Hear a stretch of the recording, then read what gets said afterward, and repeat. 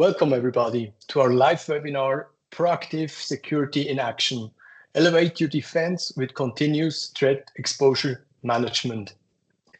As cyber threats become more sophisticated and changing so rapidly, simply reacting is no longer enough. Organizations must take a proactive approach and leverage smart, data-driven solutions. My name is Sandro Nafzger. I'm the CEO and co-founder of Bug Bounty Switzerland, and I will guide you through today's webinar. I am absolutely thrilled to have two highly respected and well-known cybersecurity experts with me here today.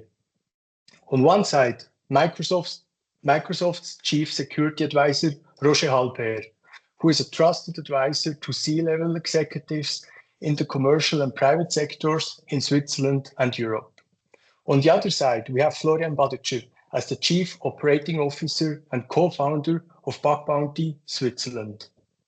Both of them have a very strong technical background and unique insights from their daily hands-on experience in building world-class cybersecurity strategies that they are going to share with us today. But before we start, please note that the webinar will be recorded so that you can rewatch and share it with your colleagues later. If you have any questions, please submit them in the chat. We will do a dedicated Q&A session at the end of both presentations. Now, let's get started. Therefore, I'm handing over to you, Roger.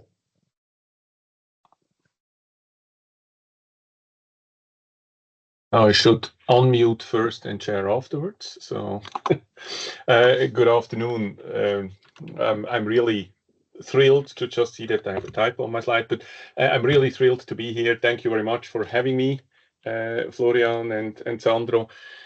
Let me give you a little bit the high-level view of how we think about those topics and why we think it's time to completely, relook at the way we do security going forward. I think if we look at least the defensive stack from a technology perspective and from a procedural perspective, we typically split between a pre-breach or a post-breach and a post-breach look. So some people within Microsoft say we have a pre-boom and a post-boom. So we need, and they kind of have a lot of overlap, and I'm coming back to that in a second. So there are a lot of things we need to do pre-breach, like, look at our inventory, try to understand how things are connected and so on. And we have obviously the whole post-breach stuff. So an incident happened, and now we need to be fast. We need, to detect the incident first, and then we need to be extremely fast going forward and acting on what's going on. And I'm coming back to that as well.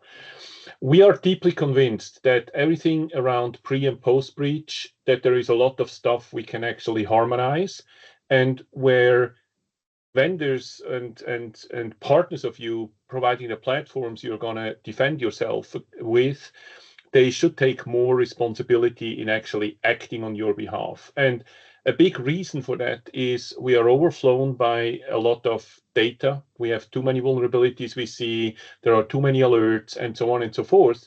And we want to help you to focus on stuff which is relevant for you.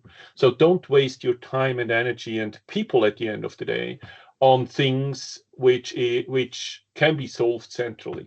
And then if you look at the third pillar in the lower part, you see something we call the toolbox.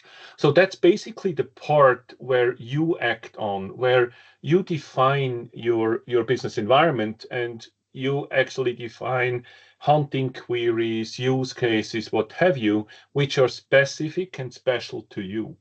And so if you just like to summarize what I just said, a lot of the pre and post breach stuff can, in our opinion, be harmonized and automated, and have to, and I'm coming back to that in a second.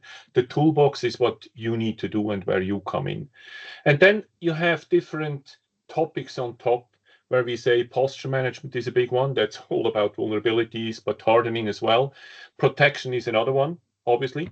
And the last one is everything around your SOC team. Can't we make your SOC team more efficient when incidents happen and more targeted?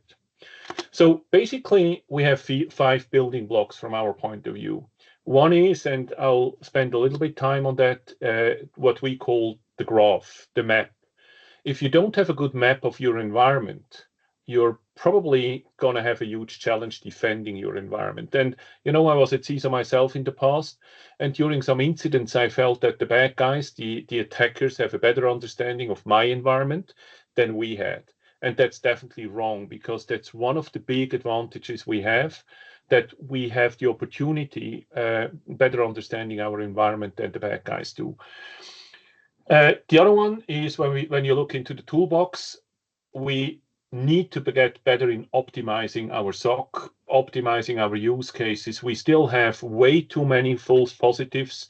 When we look at certain SOCs, they are, well, sometimes below 50, sometimes even below 20% of true positives, which is just not acceptable anymore. And on the top, we need to get into autonomous posture management. We need to get into autonomous protection, and we need to think better about leveraging AI when it comes to the SOC and developing SOC agents. Now, all these 5 building blocks, if you take even a step back, they're all about data. At the end of the day, security, the longer the more, becomes a data game in our point of view. We need to get better leveraging the data you have. And by data, I mean mainly metadata, logs from your routers, logs from your firewalls, logs from your identity provider, what have you.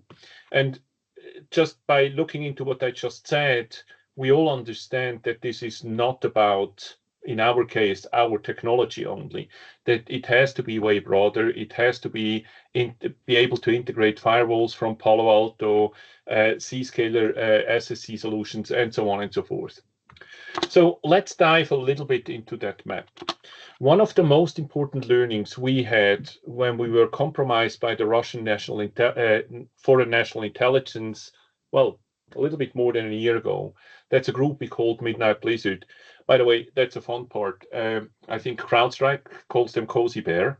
That sounds like, you know, that teddy bear you give your kid before sleeping. It's the Russian foreign national intelligence. So when we got compromised by Midnight Blizzard, by the Russians, one of the big questions often was, they're sitting on a certain device, they're sitting in a certain spot. You basically have 2 questions you try to answer. One is, what did they get? So what kind of data did they get access to? And the next one, which is probably even more important, is where can they get to? So we know now they are here. What's their next step? What's actually their goal with the attack they are running at the moment? Because especially if you're confronted with with an organization like a foreign national intelligence organization, they don't come in just to look around a little bit and try to figure out what you do. They have a goal, they have a target.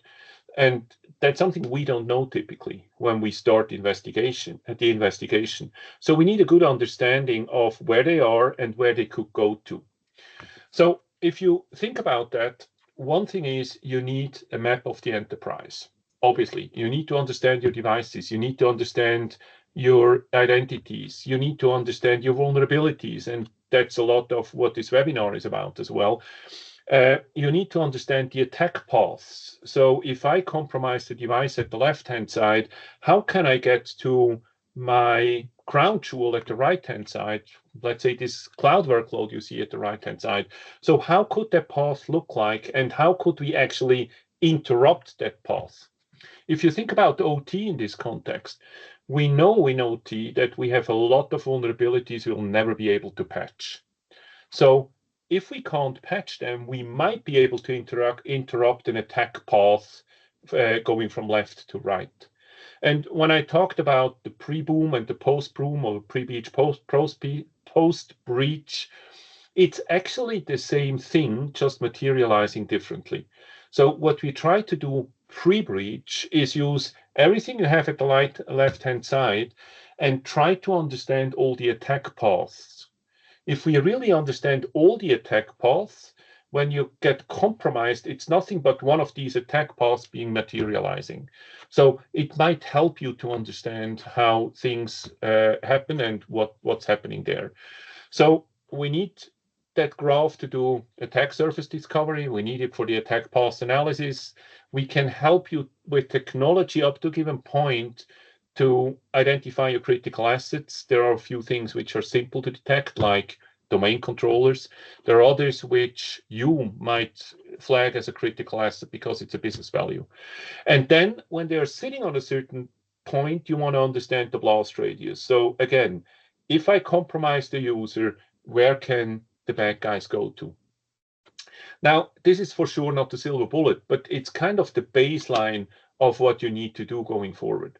From our point of view, that's kind of the setup you need to look into. You need an integration services. In our case, Sentinel will be the platform, but from a concept, you need to have the security data lake, and you might not want the data lake to be set up in a way where you have to copy everything over, even though we would like that from a commercial point of view. But basically, you want to leave Google GCP logs on GCP, AWS logs on AWS. You might want to leave certain identity or on-prem logs on-prem. And we just have this integration service which then connects everywhere.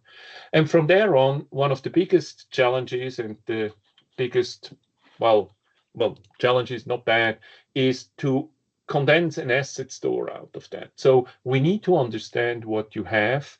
And it sounds funny, but a huge challenge here is deduplication. If you see an asset on a firewall, it might be called completely different than the asset you see on Defender for Endpoint or the asset you see on a router. So deduplication is a big one. From there on, you want to understand what the thing, being a user, being it a device or what have you, can actually do. What interactions do these assets have? And the last point on that, on the lower bar, on the lake tier, is then you need to understand the content.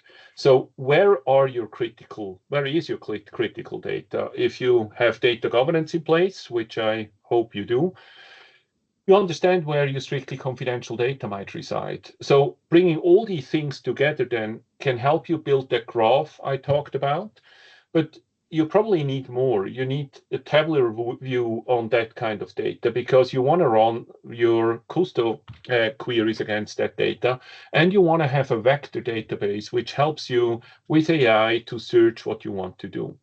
So that's kind of a high level, very high level architecture of where you need to get to.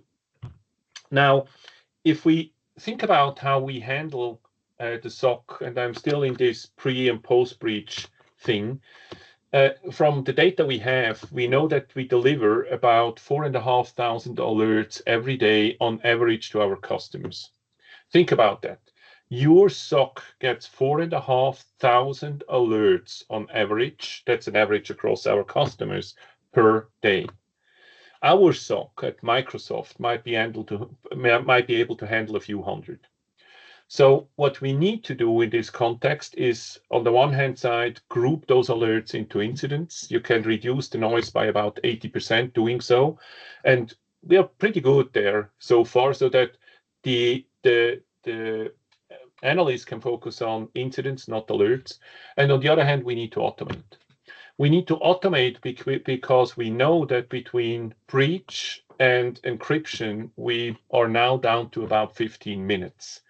So speed is of essence. Speed is of essence, and that's the reason why we need to understand those attack paths, why we need to understand those vulnerabilities, and where we need to understand how this attack path could actually materialize and where we can interrupt it.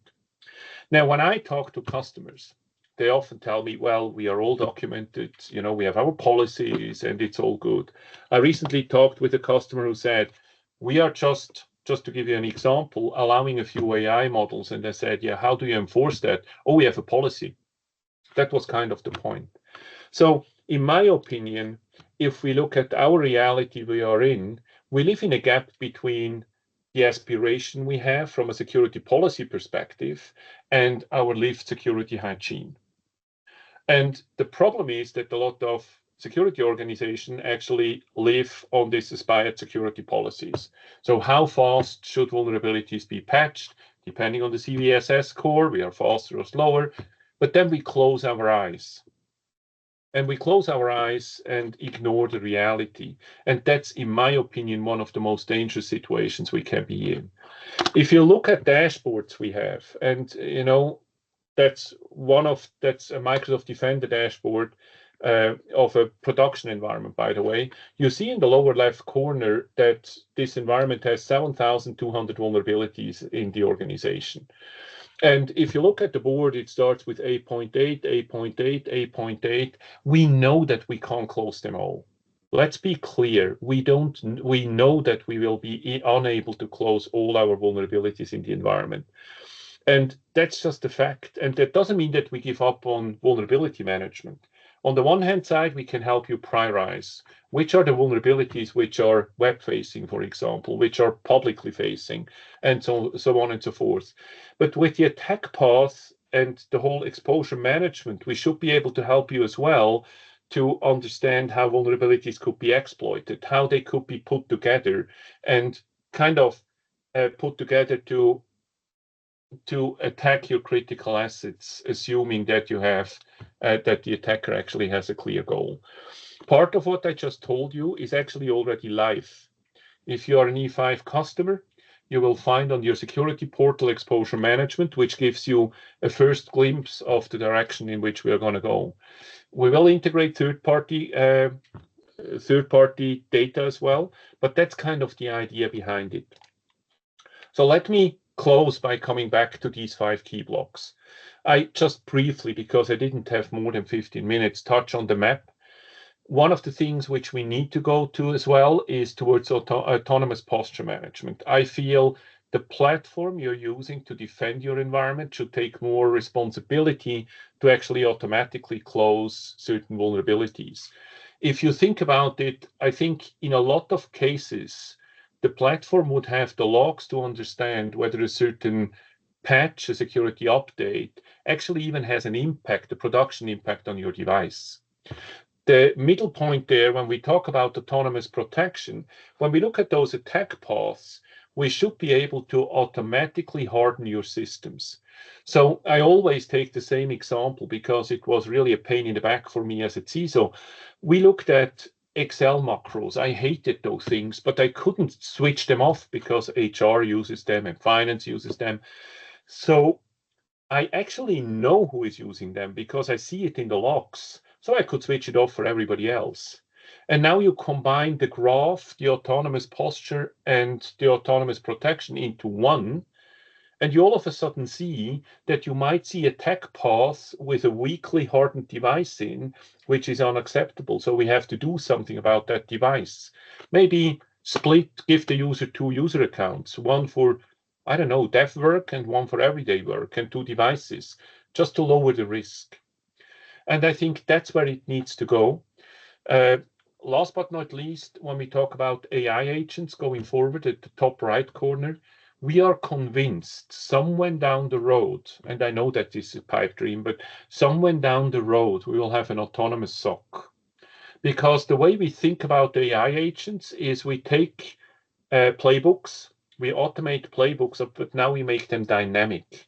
So the AI agent actually can understand if the environment changed, if the attacker changes slightly behavior for this playbook, something you can't do in an automated playbook. And the baseline for that is the graph, is data, is an understanding of your attack paths and your vulnerabilities. And exactly that's the point where the whole bug bounty program comes in and where Bug Bounty Switzerland comes in and can help you with. And with that, I guess I hand over back into the studio, back to the Bug Bounty. If you have any questions, which I haven't seen yet on the chat and you want to ask afterwards, that's me. So happy if you want to reach out. So back to you, Florian, or I guess Florian taking over. Thank you very much, Roger. Now that we heard from you how important proactive and autonomous protection is, Florian will explain how this can be tackled in an easy and very effective way. We're excited. Florian, the stage is yours.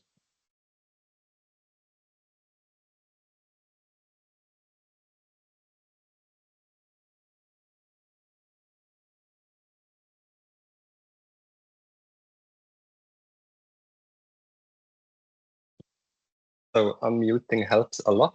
a bit slow on my side with the sharing. Thank you very much, Sandro, and thank you, Roger, for all those insights. This is really great, and let's build on that. We have seen the different building blocks of the defensive stack with the posture, protection, reaction, and the distinction between pre and post breach, which I personally like a lot, this easy distinction. And I would like to dive a bit deeper now into the pre-breach area and how to protect yourself and your entire organization so that you hopefully don't need the reactive post-breach elements of your security setup.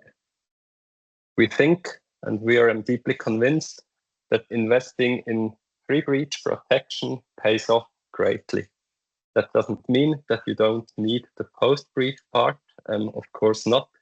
But we think if you have a bit money left to invest it as early as possible in the chain and as early as possible in the protection chain to create the biggest impact. By getting better in protecting yourself, that means getting proactive and taking things into your own hands. So let's see how we can do that.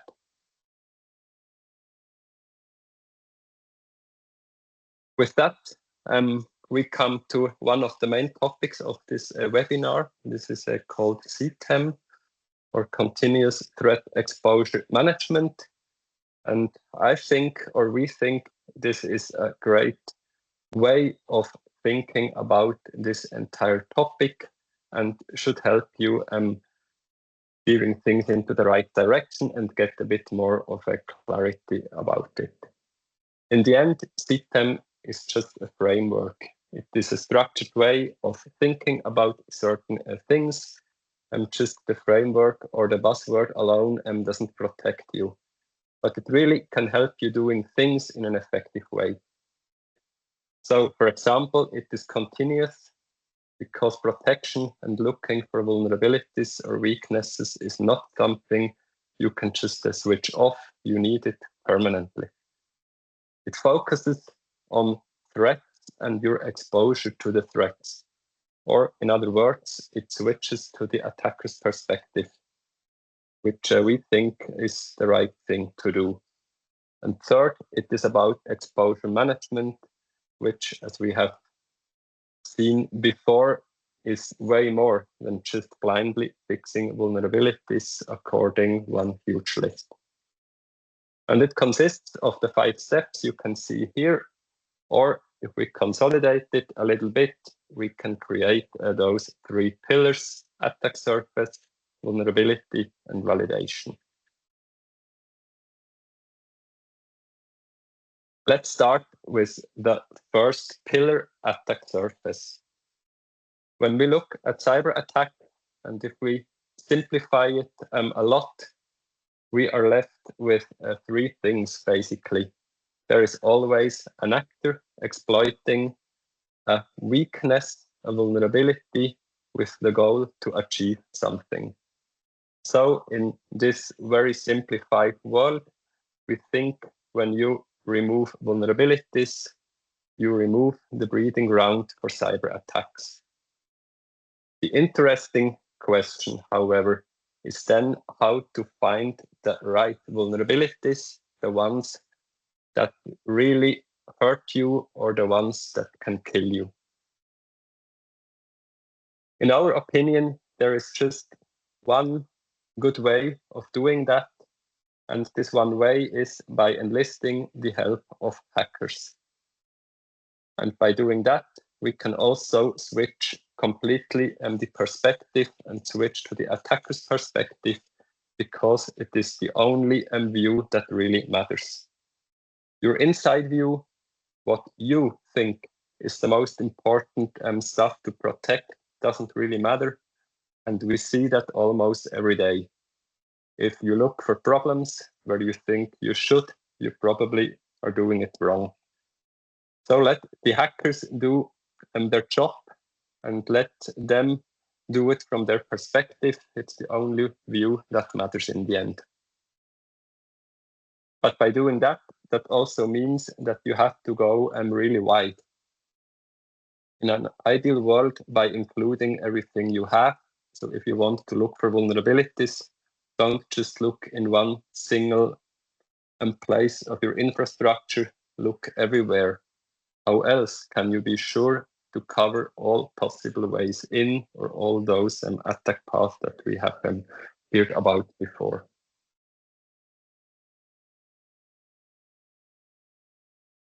Let's switch to the next pillar, the pillar about vulnerability. Doing that, going wide, looking for weaknesses across your entire attack surface, that leads to some challenges. How to find the relevant vulnerabilities without wasting a ton of money or time and resources? The answer, as we see it, is do it smart, data-driven, and do it autonomous. Our experience shows that more than 90% of companies, most of the organizations, they can't deal with security tools designed for experts, like a traditional bug bounty platform, for example. Such an organization, a typical security organization, as we see it every day, normally consists of somebody that is responsible for security, the CISO, or head of IT, CIO, depends a little bit on how they are set up, and maybe one or two people helping him or her to get things done. Those three people, they will never run their own hacker collaboration program. For example, they just need the impact in the end autonomously delivered. They can't deal with all those details and all those things that constantly pop up. We do that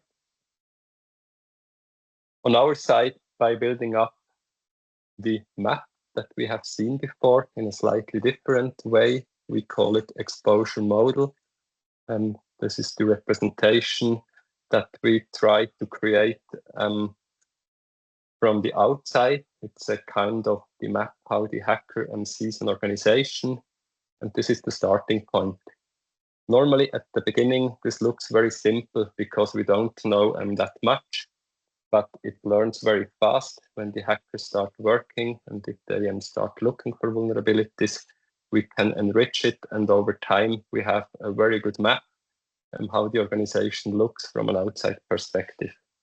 Interestingly, the map doesn't necessarily look similar to what you think from the inside, how it looks. This is the powerful thing that we think that you should switch to, look from the outside. With this exposure model, we can then move on and go to the second step. And this is creating all the different testing strategies to ensure that we have the right hacker skills in the right place with the right amount of power, or slightly differently phrased, with the correct incentives that we need to get the information that we want to have. And then we can execute the strategies, we can let the hackers work, and we can manage that in a very dynamic way, in a data-driven way, to ensure that we get the things that we want to have. All that is done autonomously with almost zero provisioning, because hackers are intelligent. They can find their own ways in, so we don't need to give them all the different systems. They can deal with that pretty nicely.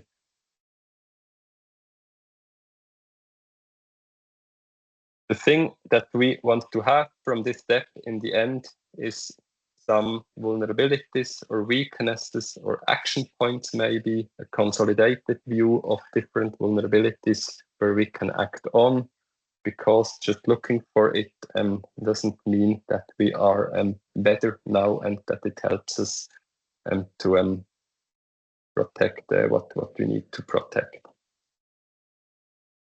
With that, we come to the third pillar, the validation part.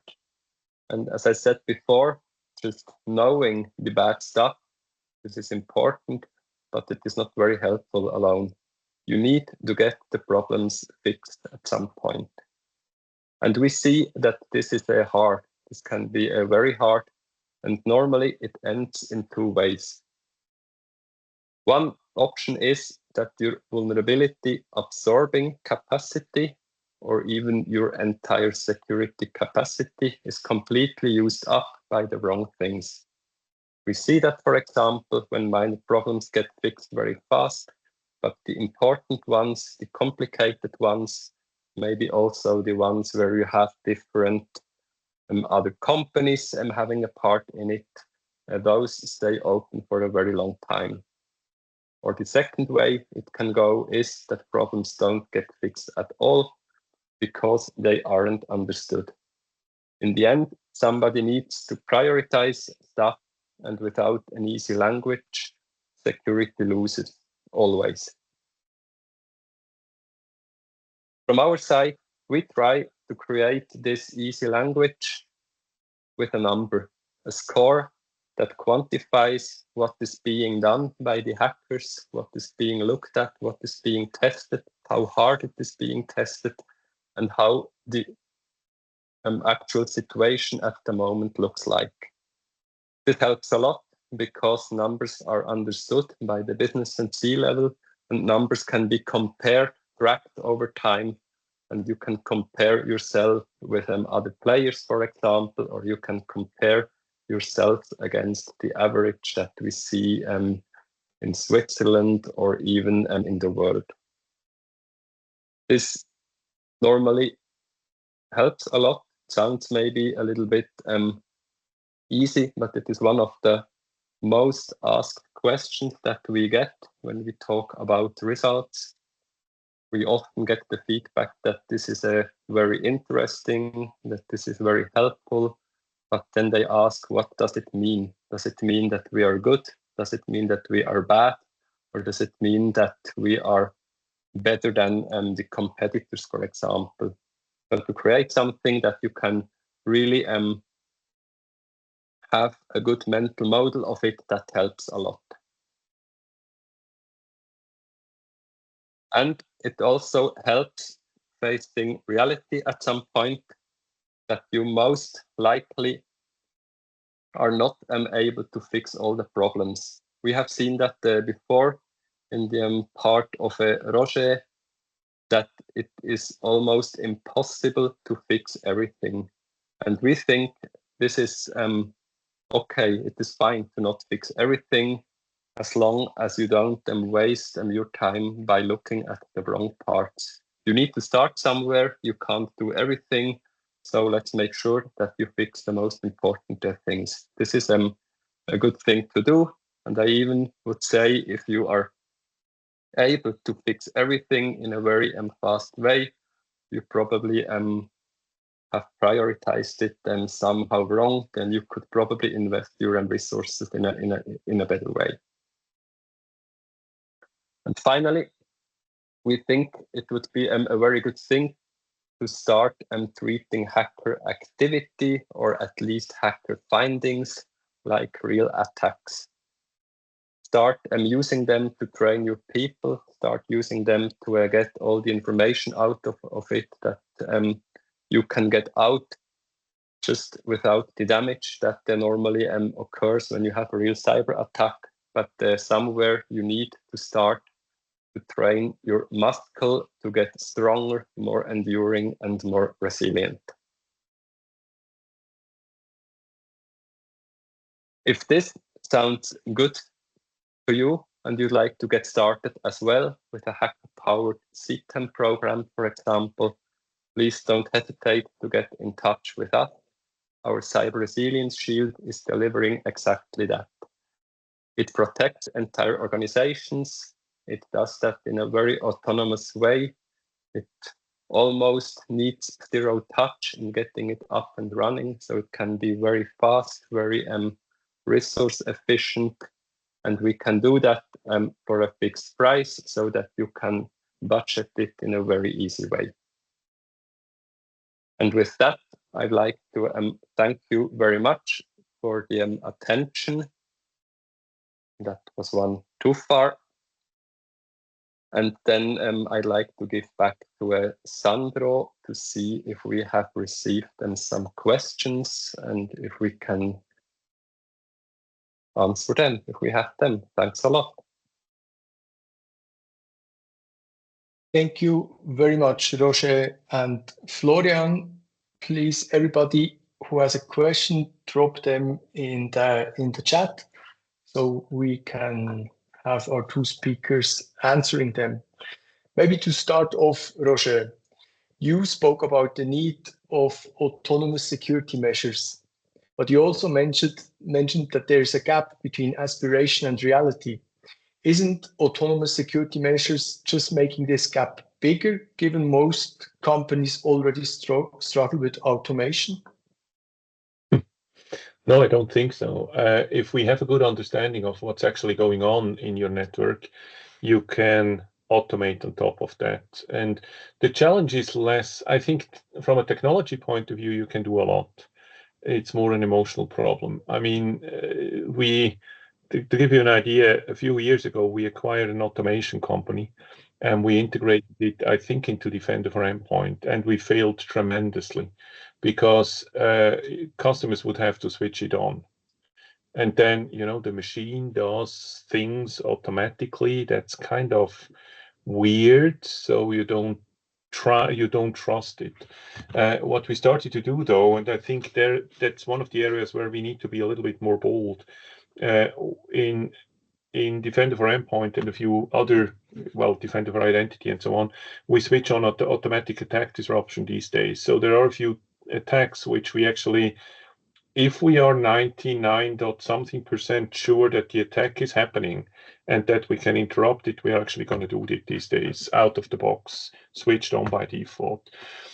Because we have a better view of the environment than the customer has. We is wrong. The data gives the better view of the environment and the policies do. And that's basically the gap I was talking of. If we now can act automatically on complex attacks, because they don't happen along one line. They try, they stop, they try a next one and stop and so on. That's where automation happens. And the same is actually true for protection. I think based on the data we have and the reality we see, this is what you can do. I think we can actually close that gap. But security needs to change and move away from this, or CISOs, from this policy-focused approach to accepting the reality. And that's a tough one. So it's less about technology, more about culture again. Do you have any hints or suggestion how to overcome those cultural challenges coming with the new possibilities of AI? Well, on the one hand side, I mean, we need to earn the trust, definitely. And AI, doesn't always give you the right answers and so on. We all know that. But if we look at Gen AI, that's another thing I have. Customers don't split between Gen AI and ChatGPT and the specifically trained models for a certain task. And they're easier to make sure that they actually deliver the results we want them to. On the one hand side, we need to earn the trust. On the other hand side, people need to get away from, how we did security over the last 25 years. That's kind of my lifespan in security. Technology has changed, and unfortunately, the bad guys have as well. Florian said that most companies don't know what to test, and they are stuck and trapped in their internal perspective. Would you agree on that, Roger, or do you have a different perspective on that? Sorry, I read the question in the chat. Sorry for that. Could you repeat, Sandro? Florian mentioned that most companies are stuck in an internal perspective. Oh, yeah. What are the assets? Where do I need to test? How do I need to test? And that this is basically worthless because all that matters is the external attacker's perspective. Do you agree, or where do you stand here? I'm not completely sure whether the whole statement is correct. I mean, yes, up to a given point, that's true. And when we acquired Risk IQ, we sometimes, or I went to customers and said, hey, by the way, this is your external attack surface.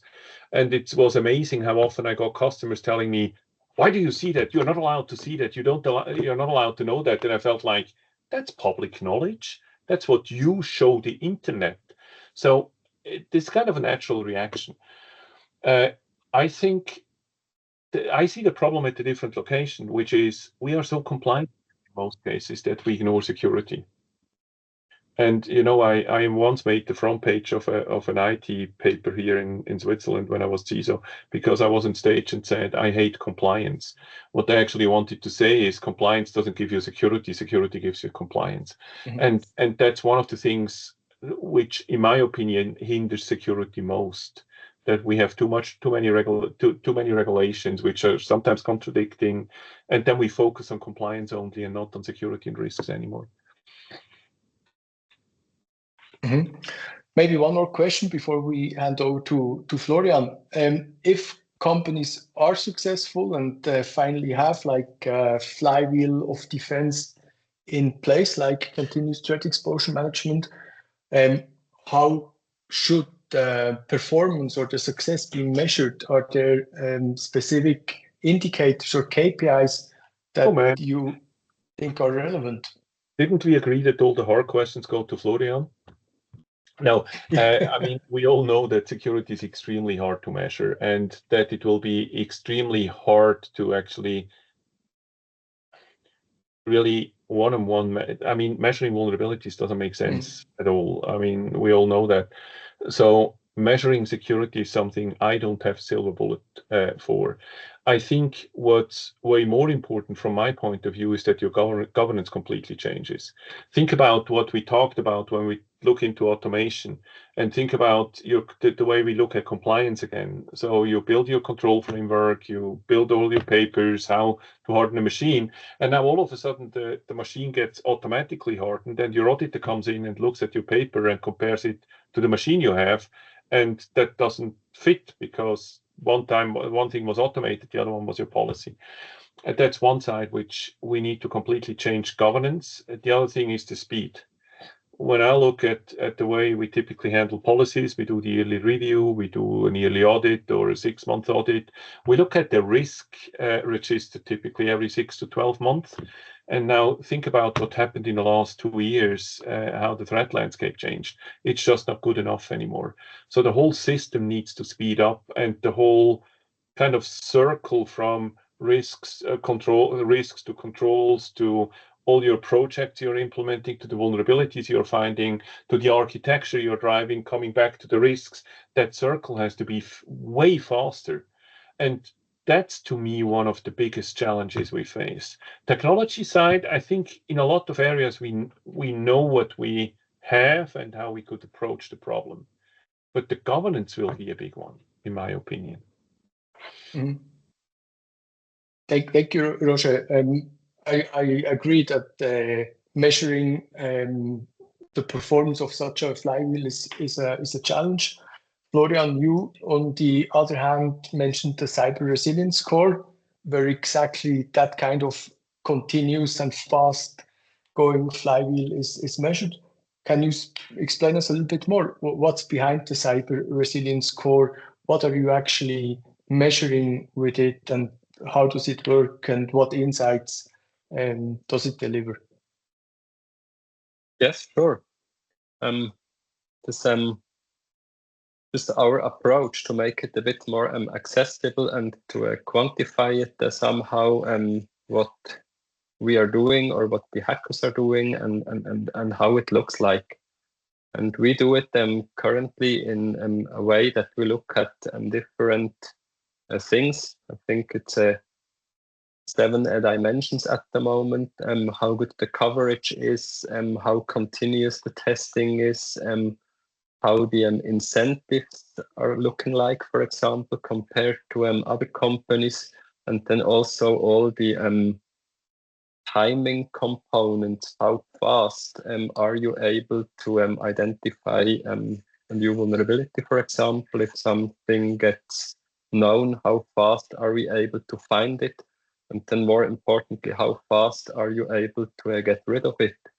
Because this is something that we see is quite easy still today to just generate a lot of problems for an organization to solve, and it just goes into hibernation mode somehow and is busy for 1 year or more. And if we look at all those numbers that we have seen from Roger, how fast it goes, how fast it needs to be resolved in the end, this is the important thing. How fast can you get rid of the things that kill you? And with the score, we try to use our data to leverage the data that we see. We have a quite good view over many infrastructures from the outside. We always have the hacker's perspective, and we try to quantify that somehow, because otherwise it is very hard to have a good discussion. Is it good enough? Should it be better? Was it improving over time, or is some area getting worse and worse? Mm-hmm. And then you mentioned that around 90% of companies are not able to deal with the traditional bug bounty platform. Can you explain how the Cyber Resilience Shield is different? Oh, yes, when you look at all the jobs to be done when creating and managing a program, and when you just have the tool where you can do everything with it, so it gives you a lot of flexibility, but it also asks for a lot of knowledge and time investment. And I think this is something that is very hard for many organizations. When we look at Switzerland, for example, only the biggest organizations have a dedicated security team with a SOC, with an incident response team, with engineers that can build stuff, connect stuff. For many organizations, this isn't the reality. They just need something that delivers impact in the end, but they don't want to invest their time or can't even invest their time. So I think this is how most organizations work today. And the Cyber Resilience Shield tries to do that. When scoping the shield, we talk about the thing that we are going to protect. Most likely it is the entire organization, and it then acts autonomously from there on. Like Roger said, we have a good view. We know what should be done, or our data knows what should be done.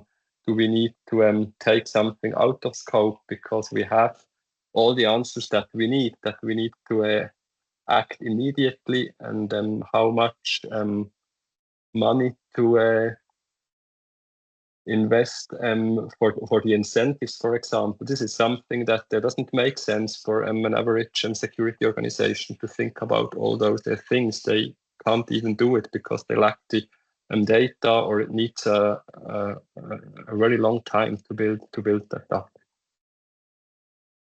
Sounds interesting. Can you maybe give a concrete example from a company or from a client, something you saw practical, where the company had an initial idea of the situation, and then through the hacker perspective, through the data the Cyber Resilience Core is collecting, then had some eye-opening moment? Yes, sure. So we had a bank from Switzerland that had a quite a size, not the biggest ones, but the bank in a certain size. And to start, they wanted to exclude some of the more sensitive systems because it was the first exposure to hackers. This is something that we see from time to time, that they don't want to have the hackers in an area where they could access legally protected banking data, for example.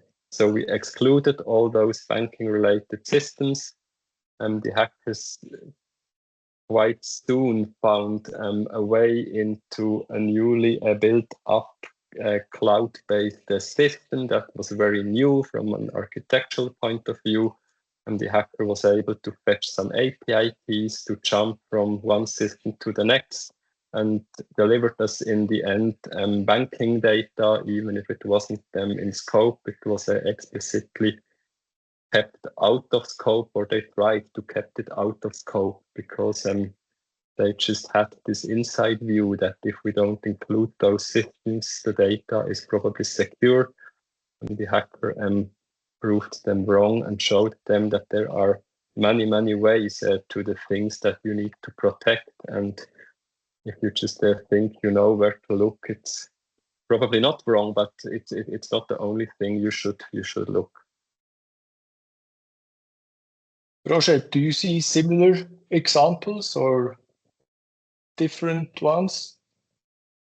Well, I'm typically on different levels, levels meaning different locations in the organization, talking to customers than you are. So it's hard for me to give good examples compared to what Florian just did.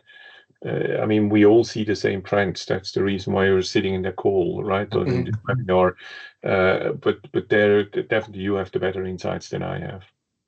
Okay. Then from the audience, another question about web application firewalls. What techniques are commonly used to bypass a WAF, and how does automation help the hackers and helps the companies to defend from the attacks? Florian, that's probably rather yours. Yes, I can try to answer it. Yeah, what we see quite often, we got them reports from hackers. They tell us, yes, something is fishy in this application, but there is a WAF in front. Give me a few more minutes and I'll show you how to bypass it. And this is how it normally works. It just slows them down. This is a very good thing, because we want to make it as expensive as possible to do the attack. But the WAFs today, they operate pattern-based somehow, and if you're not able to see all the combinations, everything that you need in the communication, then you can't block all the other things. So it's just one way to block the most obvious things and make the lives of hackers a bit harder. So please use them, stop or don't stop using them. That's not the message I would like to send. But it's quite easy to bypass them if you're really motivated and want to get around it. To make them bulletproof is hard. I think generally we need, and that's the big, I mean, we talked a little bit about change.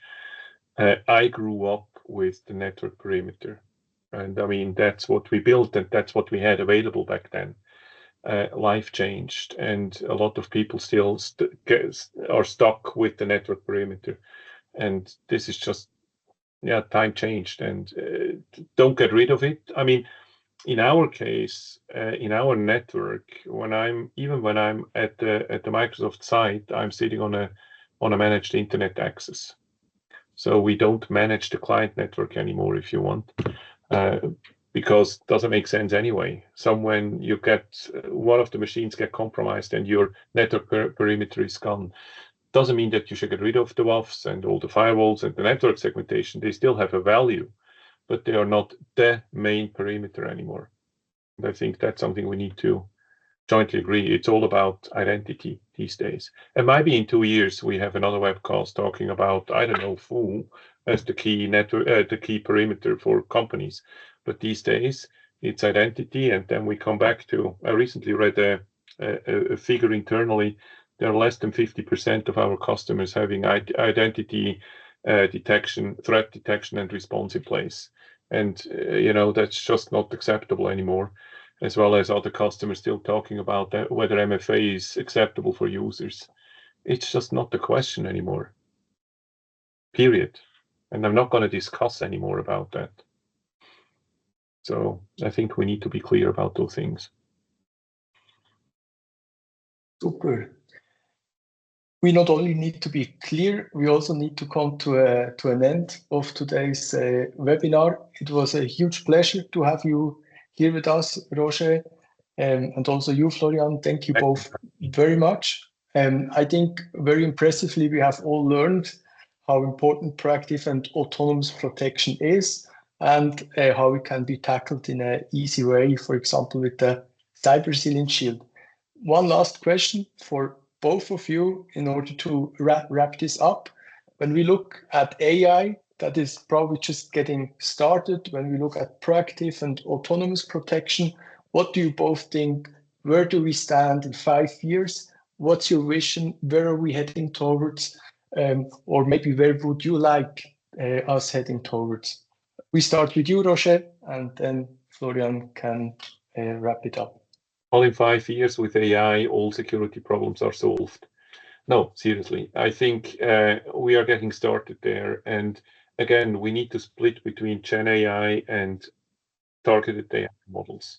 And that's key to me. I mean, Gen AI is a brilliant user interface, which will help us a lot to get faster, to get better results. I'm deeply convinced there. We have targeted AI models, we have AI agents, which I have huge hope that we, and you know, I made that statement, I'm still convinced the data we have available plus AI will help us to get ahead of the bad guys and not all running behind them. Where we are in 5 years, that's tough, because when we see what happened the last 2 years with AI, it's amazing. So I hope we keep that speed, but I'm deeply convinced data and AI will help us to get ahead of the bad guys, and it will happen before I retire. Thank you, Roger. Florian, what's your take on this? Very, very similarly, I think I like all the possibilities that are opening up, because we see on the attacker side that as soon as those tools are available, they are getting used very fast. And so it's not a question if we should use them. On the defensive side, it is a must. And if we think about the autonomous nature and how we could do things in the future, maybe 5 years. Well, I agree that it is very hard to say something how fast we will see that, but maybe in 5 years we have all those agents in place that are finding the issues and hacking autonomously, protecting us, helping us get rid of it, so that we can scale it up a lot and focus on all the other things. I'm looking forward to everything that is going to come. That will be very interesting. Super. Thank you very much, both of you. And I wish everybody that was here a great afternoon and hope to see you all soon. Bye-bye. Thank you. Bye-bye. Thanks a lot. Bye-bye.